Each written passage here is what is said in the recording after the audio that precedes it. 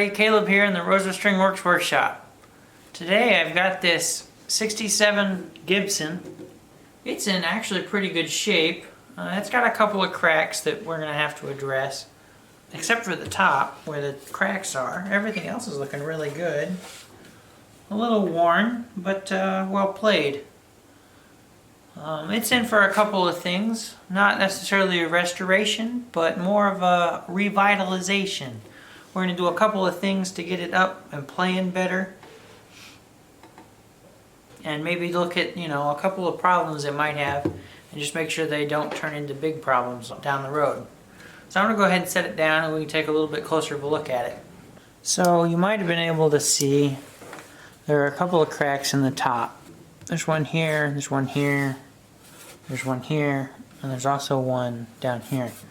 And they've all been super glued, I think. I think it's super glue. But they've all been closed to some degree. I've already had the mirror in there and you can see light out of this one. I'm not really sure the best way of going about it. They don't really move, I don't think. Well, maybe they do.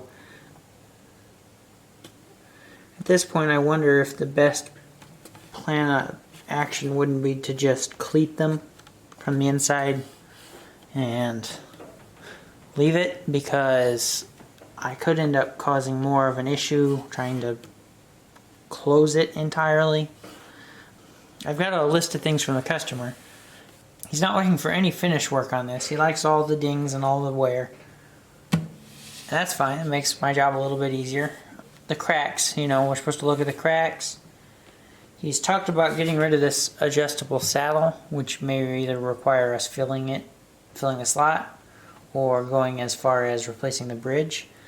So something I didn't look at until just now when I said replace the bridge is this one is lifting quite a bit on this wing and all the way across. So, now that I say that, that's lifting a lot. So, looks like we're going to have to take this bridge off anyway. If we're going to take the bridge off, and the customer already thinks he wants a new bridge, may as well just make him a new bridge without this adjustable saddle, I suppose. The only complication there is I've looked on the inside here and there are places where both of the adjustments screw into, so there's nuts on the inside for these. There's also 2 screws underneath these little white dots. General setup. Another thing this is in for, getting the strings low, and that's all going to be after we get a bridge on it, I suppose.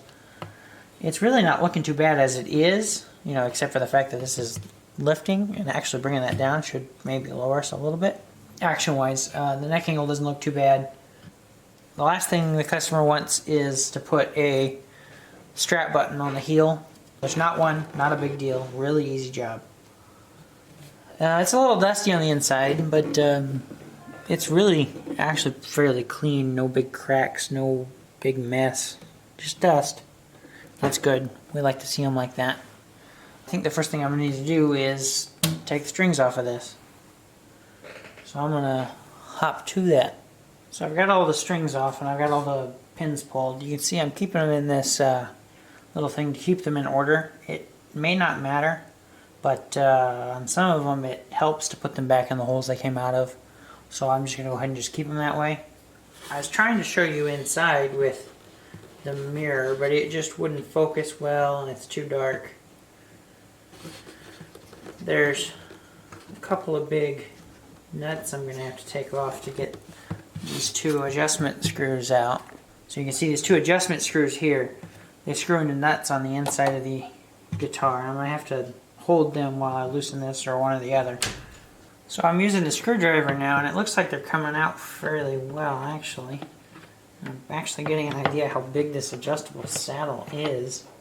Kind of a surprise to me. Usually they're not that big, I guess. It'd be real nice if I could get these white dots out, and then I could get to the screws, pull them out so I could get this bridge off of here, but I'm having trouble. There's probably a way.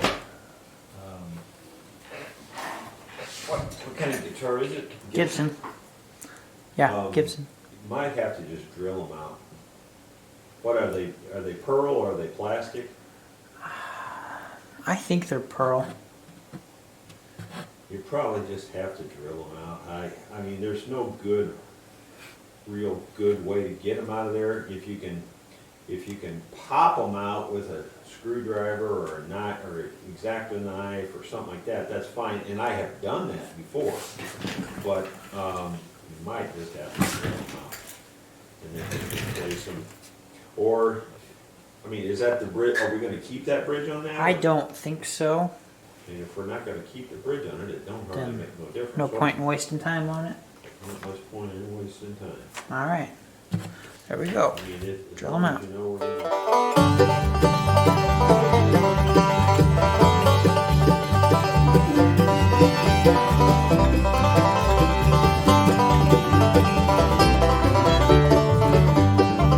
Just over the hill, the sun is shining.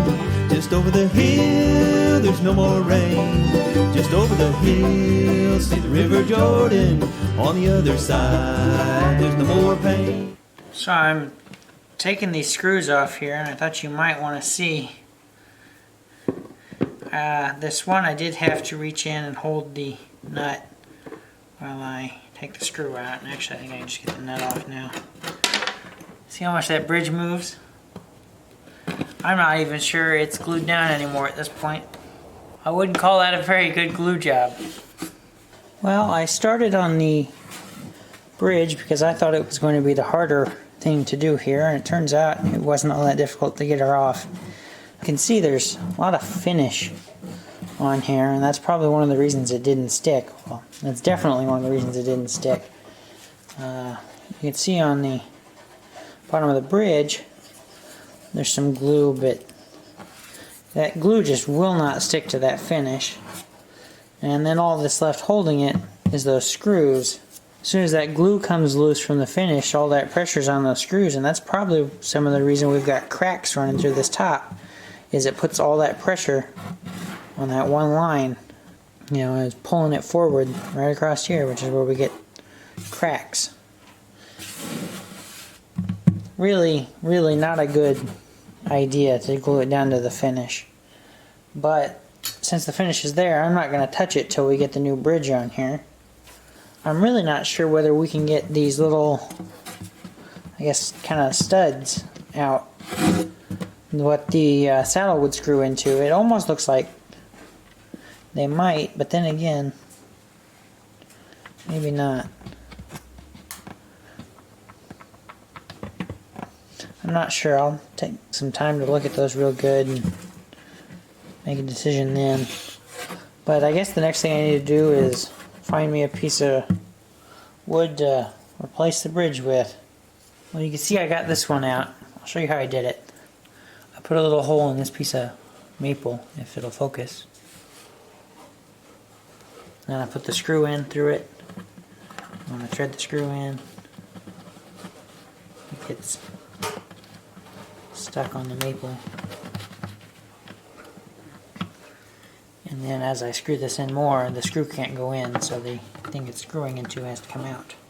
One hopes. Or you crack the piece of maple you're using as a washer. One of the things happens. Alright. We'll try something similar, but different.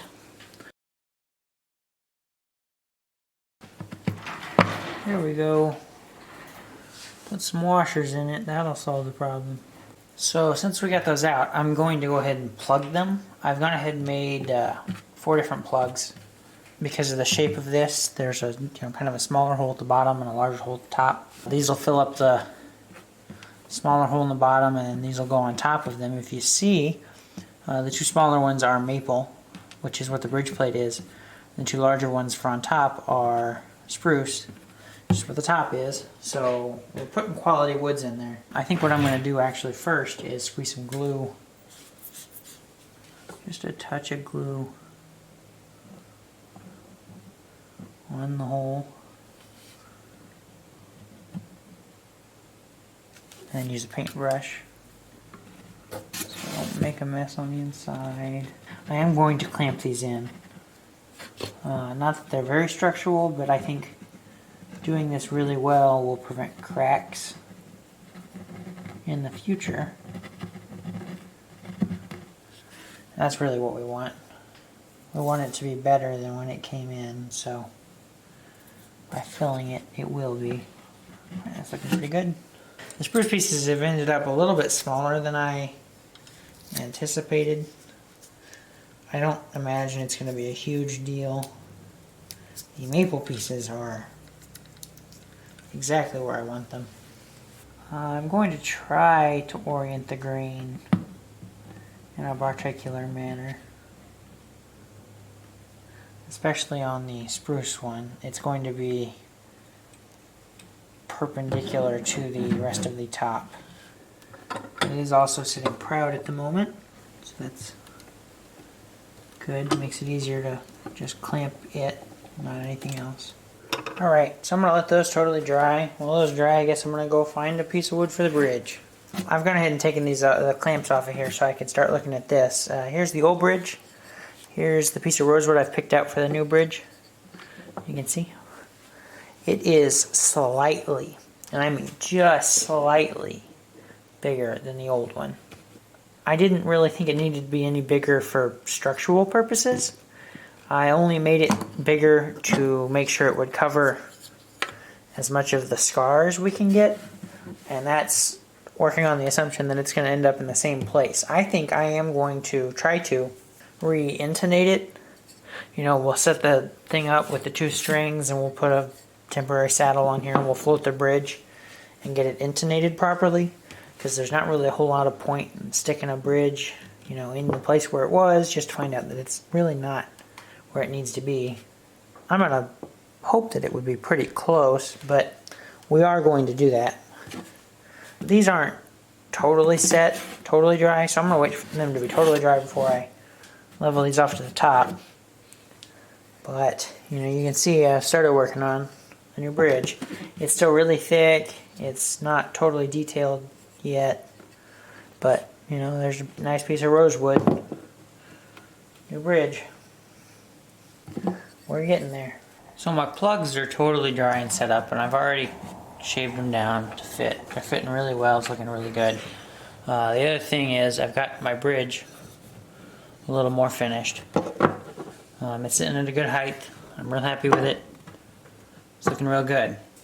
But to place it, I need to put strings on it, and before that, I've started working on getting the frets level. I did snug the truss rod up a little bit before I started. So I went ahead and just snugged it a little bit, and the strings will pull some more into it. So this really didn't need a whole lot of leveling, but I think it definitely needed some crowning. Some of them were a lot more crowned than some others.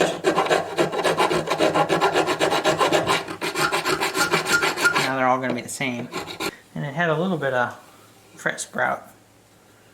So I kind of shaved that down a little bit too, making sure I round the corners good. I'm not going to film a whole lot of this, I just thought I'd show you that I'm doing it.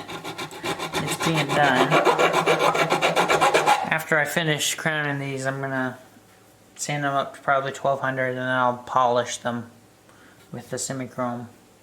That's what we've been doing recently, and it's been looking real good and playing real good. I probably won't, you know, finish cleaning the board, conditioning the board until right before I'm ready to put all 6 strings on it. Well, we're ready to set up the 2 strings for intonation. I've got this pack of D'Addario phosphor bronze, the 12 to 53, the light gauge. So we're going to take the low E string and we hook it in here.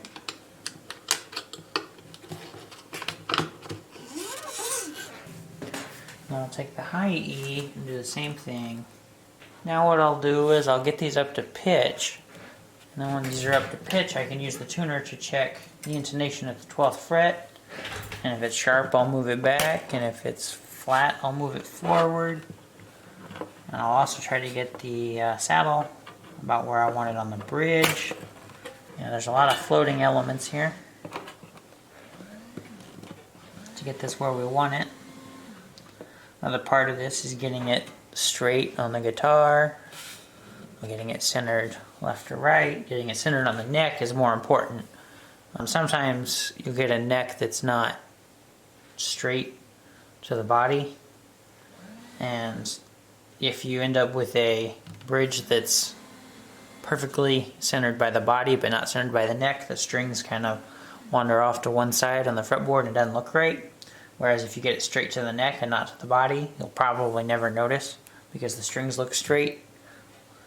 Just kind of one of those things you got to watch for, especially on a guitar where we haven't adjusted the neck. So we're just trusting that Gibson did it right. So I'm going to go ahead and get this up to pitch and maybe get an idea about where it needs to be. So I had Jerry take a look at the intonation here, and we've got it set up right where it's at. I've already marked the front of the saddle with a really fine mechanical pencil. So my next step would be to score around the bridge with my really sharp X-Acto knife.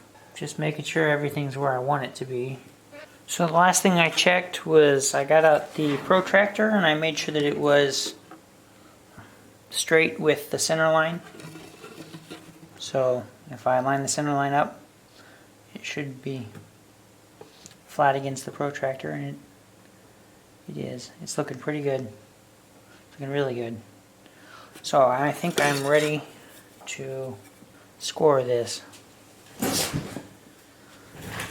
Here we go.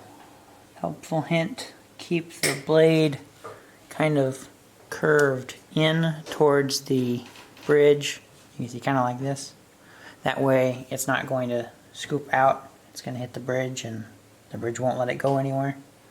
My life has been filled up with sin, and I've never been true to my Lord. But now I've seen that River Jordan, I long to reach the other shore. Just over the hill, the sun is shining. Well, you saw me scraping a little bit, but I was having a little trouble and it was taking forever, so I went ahead and just turned the camera off, skipped to finished.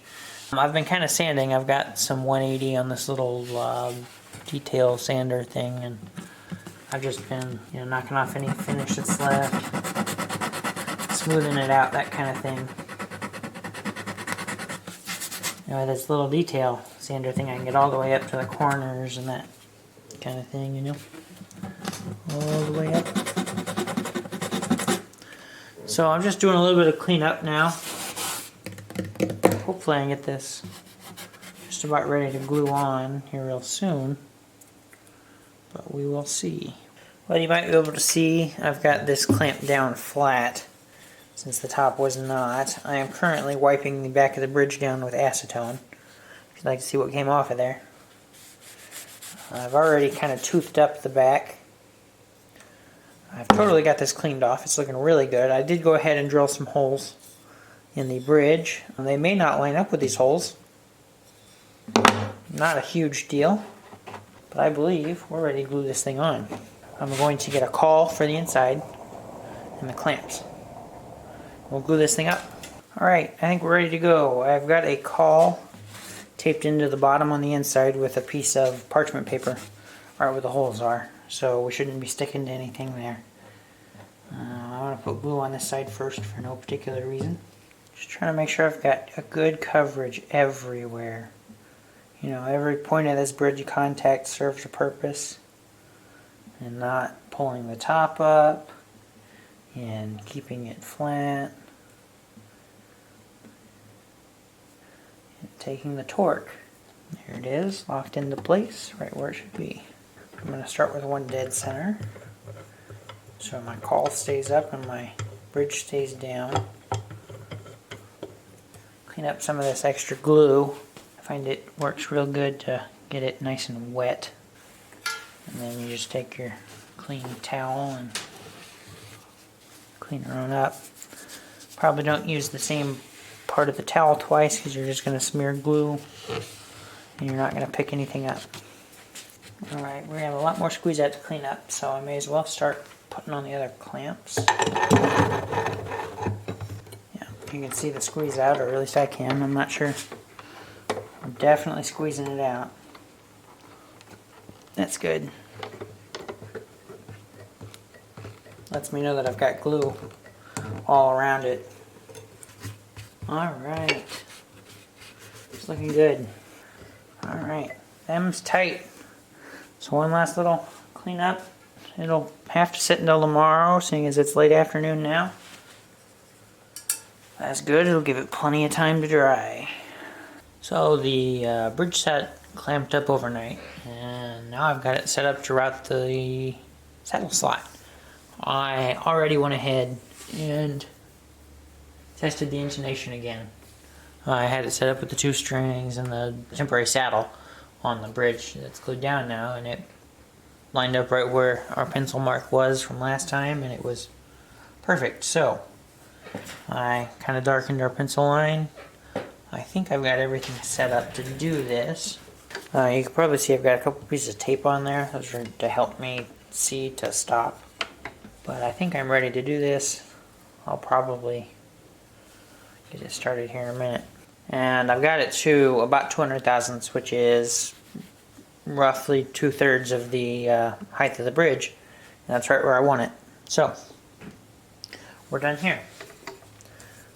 While I've got no strings on it, I'm going to go ahead and clean up the inside. It's pretty dusty in there. I think the next thing to do is make a saddle for it. I'm not sure if I've shown it with the whole saddle cutting rig off, but here it is. It's looking really good. You might notice that it's not exactly the same color as the fretboard, but I have noticed that at the end when I oil them, they darken up a whole lot, and they really do keep that color. So it's going to change color yet. I've been working on a saddle for this. It's still tall, and it's still a little long because it's not quite going in. You know, this is kind of a test in patience, because I could just whack a whole bunch off and it would go in, but it wouldn't fit very tight. Or I can take a little bit off, try to fit it, and take a little bit more off and try to fit it, and put it in there and it won't come out. But yeah, it goes in this way. So it will, you know, it's not that it's too wide, it's just that it's too long and it won't go all the way in yet. So I'm really just kind of taking my little file and keeping the corners round and just taking a little bit off at a time.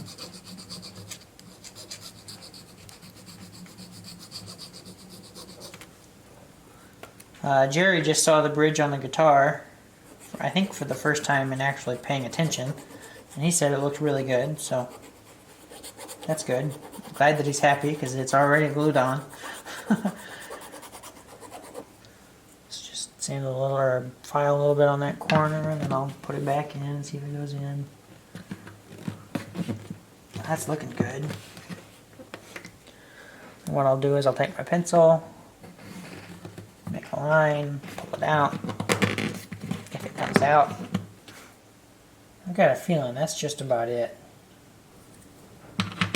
That's all the way in, which that leaves that sitting really tall, and I know that, and we're gonna take some off the bottom, but you know, better safe than sorry. So I'm actually going to start by taking some off the bottom.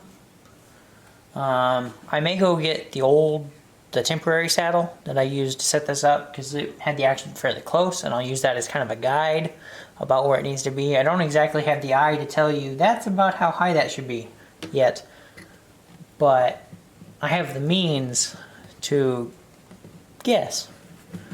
So that's probably what I'll do to get a rough estimate on about how tall this needs to be.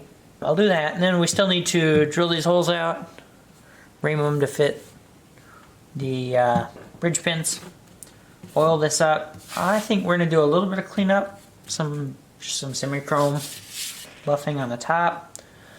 I do think I'm going to put one cleat in on this crack towards the back still. That'll probably be the last big thing to do here. So I'll do that before we polish anything.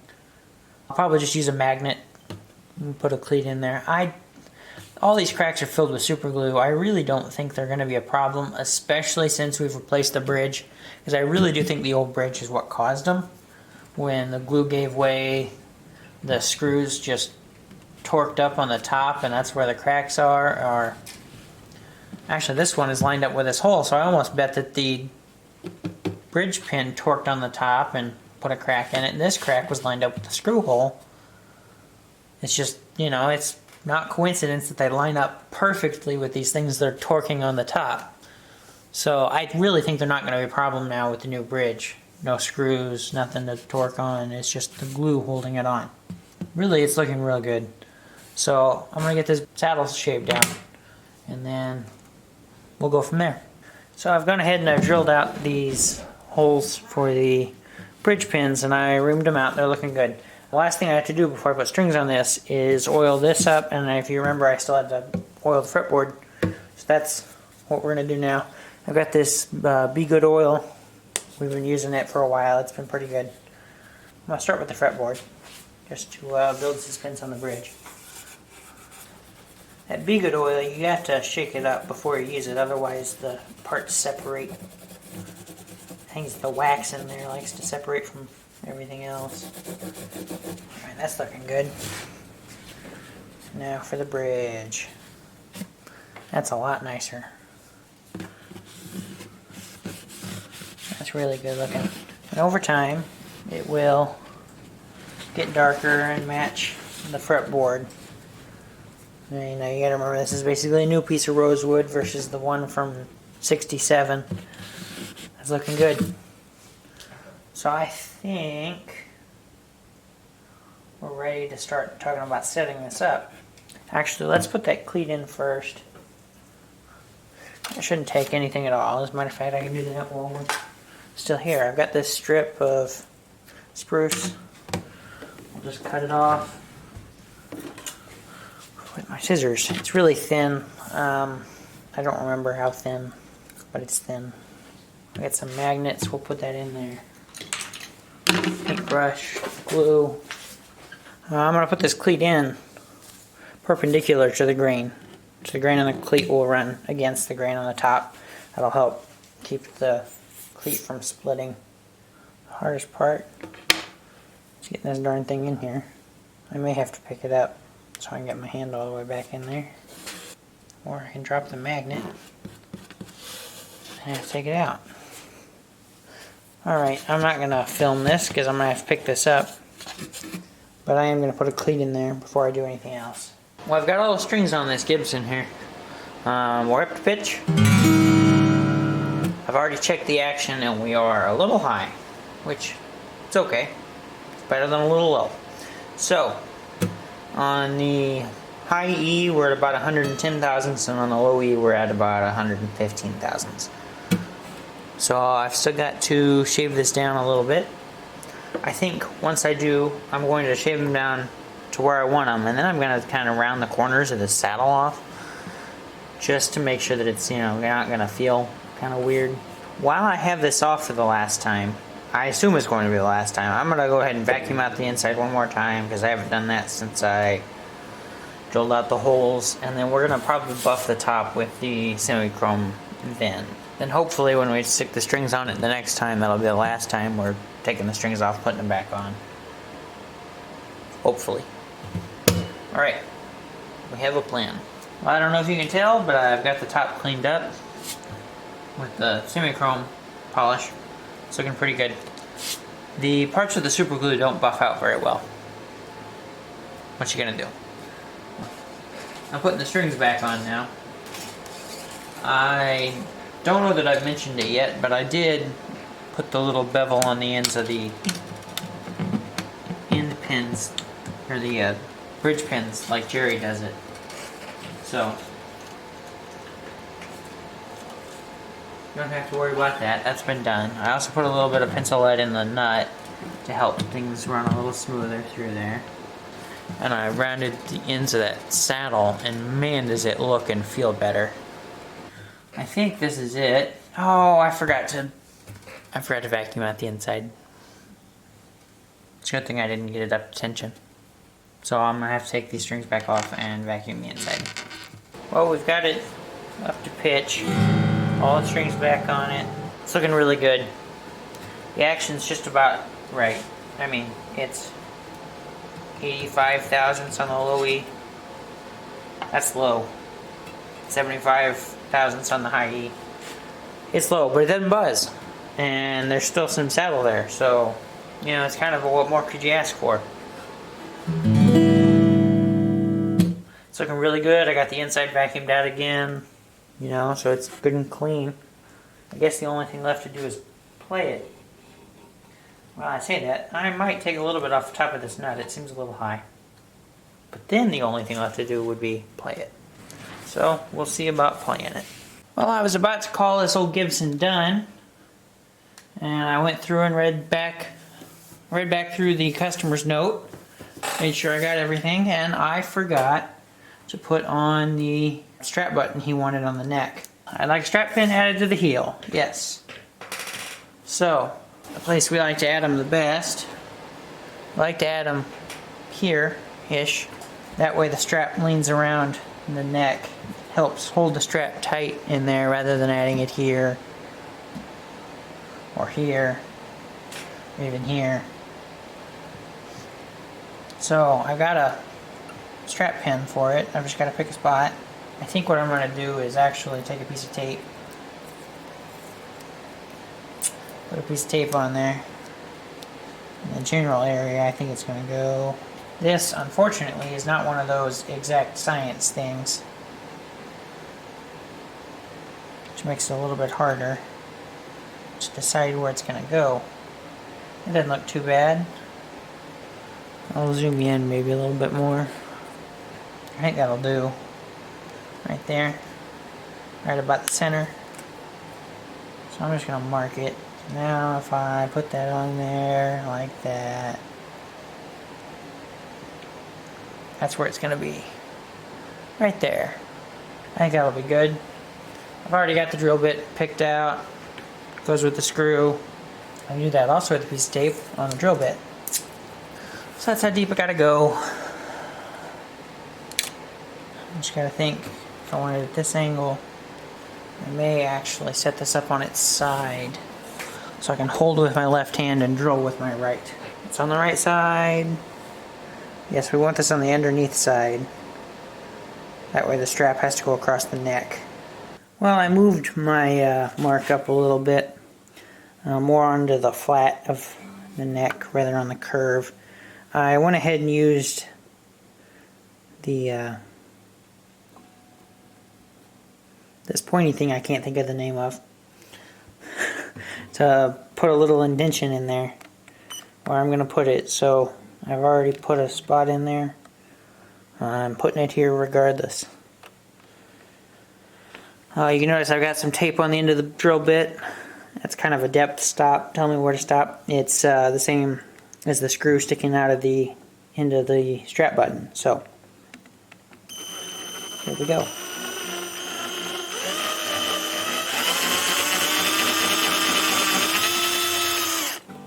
I'm going to get some felt for this before I go sticking that on there. Alright, we're ready to put this on here. It's definitely tight, which is good because these are very important parts on the instrument. You know, when you're standing with a strap on here, if this comes off, your instrument hits the ground. And that's a big problem. There we go. Alright, now all we got to do is make sure it's in tune and play it. So I'm going to go ahead and play this. The note said that this customer was a finger picker, so I'm going to try to finger pick something and hopefully get it before the furnace kicks back on and you can't hear it anymore.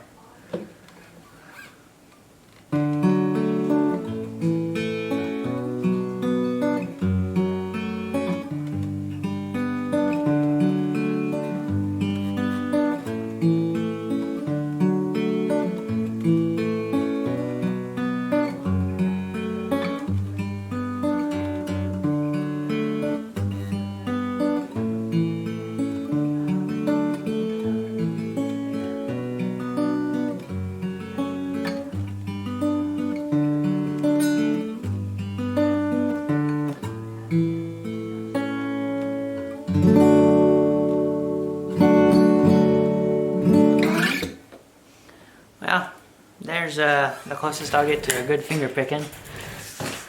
Now I'll use a pick and maybe play something a little louder.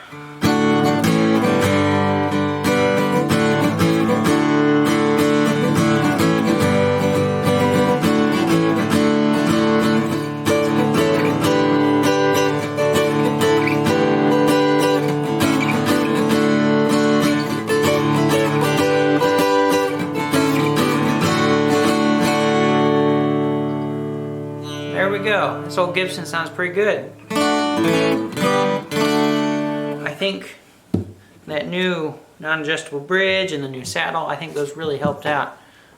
You know, making this thing a little bit more of a guitar. You know, we did a little bit to this old Gibson, the new bridge. Of course, if you remember, this was the easiest bridge removal we've ever done, because as soon as we took the screws off, bridge fell off. You know, there's a couple cracks in this thing, and I think those are really caused by that bridge. Those screws and even the bridge pins sticking through the top being pulled on, and I think they caused those cracks in there. I don't think there'll be a problem anymore. I'm trying to think what else we did to this. Cleaned it up. We leveled the frets, got those nice and polished. They're looking really good. Got this new strap button on here. So you could put a regular, you know, strap on there and you could trust it pretty good. I think there's one more thing for us to do to this, and it's not to this, but it's to the case. I think it needs a little bit of work, so I'm going to go ahead and attack that real quick. Well, you can probably see here that this is kind of coming off. I think what I'm going to do is put some Gorilla Glue in there, and then I'm going to use rubber to wrap it and bring it in. I think that's all it really needs. It's just the outer part that's falling apart on this. But I think if we put it back together, it'll last. So it's probably, you know, it's worth doing if we can do it. This isn't the only place where this is happening, but this is the first place I saw, so that's where I'm starting. It's not the easiest thing to maneuver here. I'm not sure I can really think of a better way to clamp this down while some glue dries. Well, you can see kind of what I'm going to do. There's another spot up here. Actually, it's the whole thing. Okay, well. I'm going to get some glue in there and just wrap the whole case. There we go. Caleb did all the work on this 1967 Gibson guitar, and he made this new bridge. The bridge looks beautiful. It's just a great looking bridge. And we've cleaned it up, and I am loosening the strings, putting it in the case, getting ready to pack it for shipping. Kind of documenting this for you guys, that you can see that, you know, you should loosen your strings like this. And so that's what I'm doing up here at the peg head. I don't have it in the camera frame, but I'm loosening the strings, and you can see now it barely makes a sound.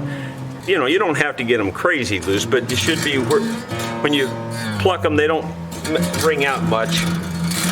Anyway, so I got that loose. Good idea to check your case and see if there's a lot of flopping around. If there's a lot of flopping around, then you could like maybe fold up some tissue or something like that and put it in the case like so.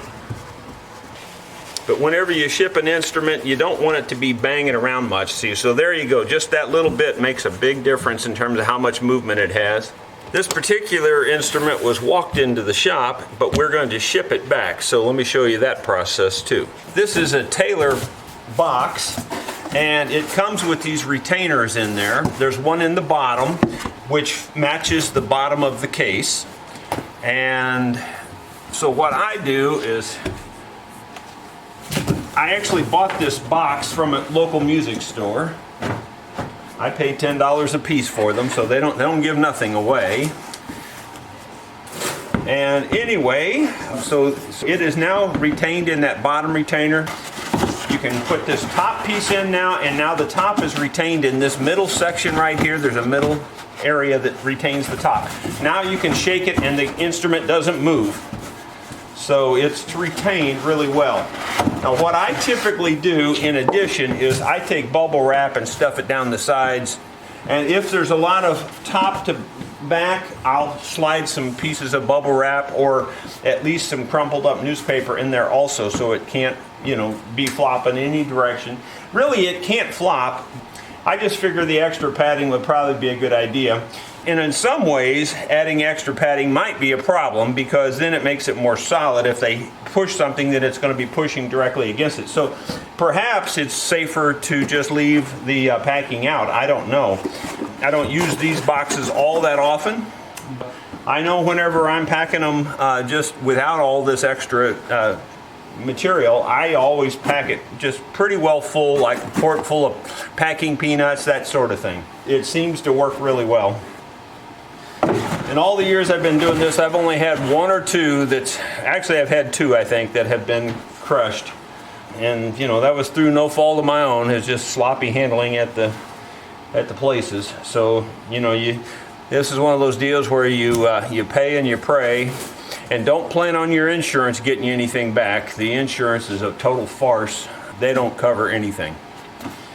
Unless you jump through a lot of hoops, and you probably even have to get a lawyer. So what I've decided to do in this case, in addition to this top piece, I'm going to slide some just crumpled up packing paper down along both sides. What that will do for, in my opinion, is it'll keep the sides from crushing it a little bit because there's a little bit more resistance there. And it will keep the neck from doing this, even though this pretty much stops that anyway. I'm going to leave the airspace on the top and the bottom because I think that's a good idea, actually. I think that's going to be just fine, so you can kind of see there that it's packed on both sides. Then I'll put this in, run that down, and that way there's extra support in this whole area here, which would keep the top from getting crushed a little bit more. Don't know if it'll help, but it won't hurt anything, I don't think. And now we'll tape the heck out of it.